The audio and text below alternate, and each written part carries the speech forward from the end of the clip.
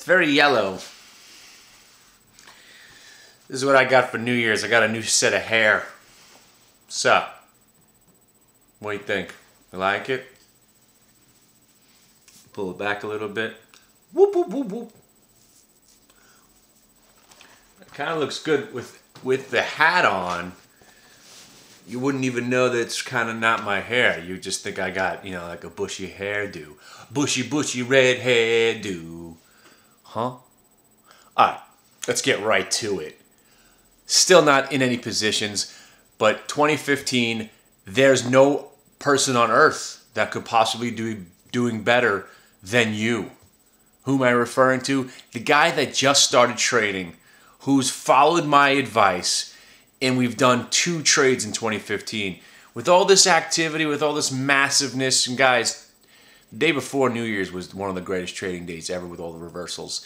And then we had that monster reversal first day of the year. That was insanity. That was Friday, New Year, when there was New Year's Eve, the New Year's Day, and then you got today. Now, again, my claim to fame is getting out of the market in the nick of time before anything bad happens. And that's where I am right now. So considering I'm not shorting anything, unless I am completely near the highs, I'm certainly not shorting the QQQ. In general, that's what I look to short when I talk about the market. I'm not going to short the market. Buying the VIX is another story, but I'm not going to short the market unless I'm shorting at 104.25 or 103.65 or 102.85 or 101.65, and none of those prices make any difference except the 101.65, which we tried to bounce to. So the 101.65 tomorrow, and more importantly, 101.85 on the QQQ. If we get past that, maybe I become a little bit more bullish. But again, as a pretty consistent bull since, let's say, 09, and then I lost my way sometime in early 2012, but then became a crazy lunatic bull in June of 2012, I am no longer in the stock market right now. And also, I'm going to put a link to a video I made. I put it up on my other channel that I never really posted here, but you'll get an idea of where I was coming from. I don't own the Qs. I don't own any Alcoa. I don't own any BlackBerry. I don't own any FEYE. And I don't own any, what's the other stock that I like? The Qs, the Alcoa, the FEYE, the BlackBerry. Did I say the BlackBerry? US deal? Irregardless. Point I'm trying to make here is that I don't own anything, okay?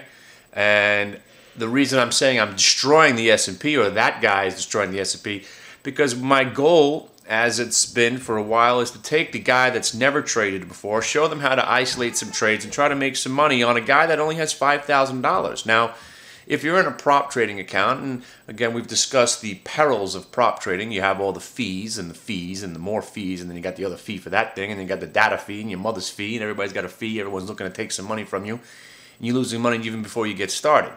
That's the nature of the business that you have to pay. You want to be able to trade on a regular basis with only $5,000. You got to pay margin fees, data fees, and join a prop firm. Now, if you have over $25,000 or let's say $30,000, none of those fees apply to you. You're a retail investor. You can do whatever you want.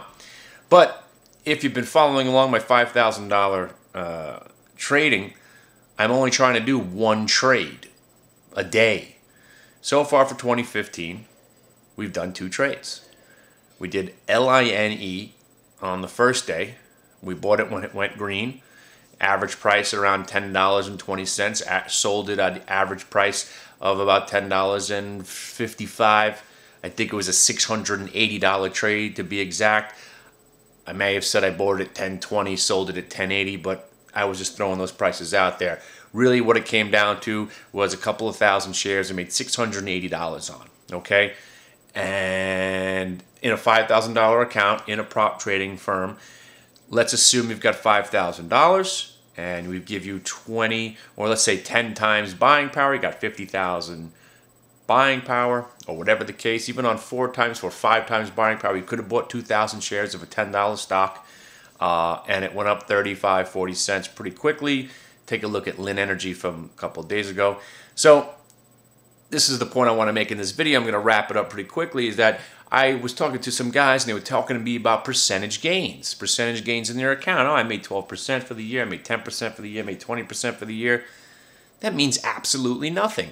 If you got $5 million under management or $5 million in an account and you made 10%, then it's pretty sick. If you got $300 and you made 10%, then you've done nothing. But for the $5,000 guy, right now for 2015, we made $680 off the $5,000 on, what was that, Friday? Monday? What's today? Monday? And then today, we did one trade, FEYE, the strongest stock that I could see in the market. Again, I didn't do any shorting, didn't do any VWAP, didn't see any reversals. I just played some intraday strength, stock breaking out. I thought it could get past 31.50. I played it around 31.40 and change, sold it at 31.60, 31.70. Bada boom, bada bing. I think we made 220 bucks. But again, one trade making 220 bucks. So far for 2015, we are killing the S&P 500. So on your $5,000 account, you made $680, and just for the mathematical reason, let's say we made 220 today. So 680 plus 220 is, mathematicians out there, what, 900 bucks, right? 620 plus 20 is what? 7 plus the 2, 9.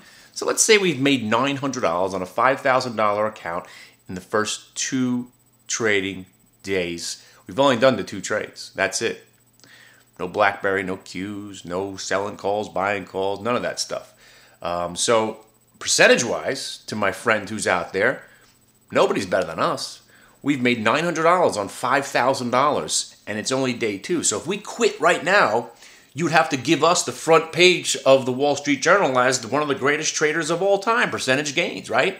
So if I make another $100, that's 25%, right? Or is it 20%?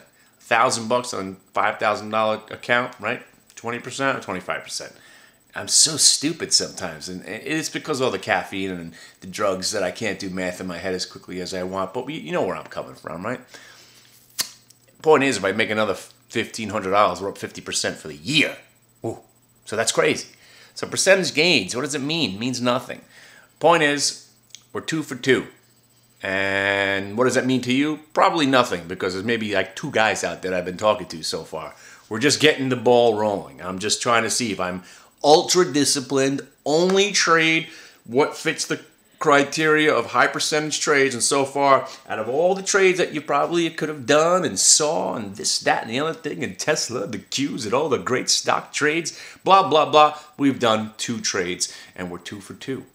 So tomorrow, we'll look for 1 more trade, because at this pace, I don't care if I only do 0 trades tomorrow. If they fit the criteria, we're going to do the trade. And again, I woke up today, and my ears were ringing, the whole shebang. I'm freaking in pain. I laid down, woke up at 10:30. I was like, oh, this day's over. Happened to notice FEYE was hanging in there, so I kept an eye on FEYE late in the afternoon, because if something stays strong predominantly throughout this monstrous down day, usually this indicates to me that there's a buyer out there, my friends. Something that's bucking the trend, buck the tape, bucking the trend of the day. A lot of people take it the wrong way and they say, oh, I'm going to just short the stock because the market's going to catch up. Wrong attitude. All right, kids, wrap it there.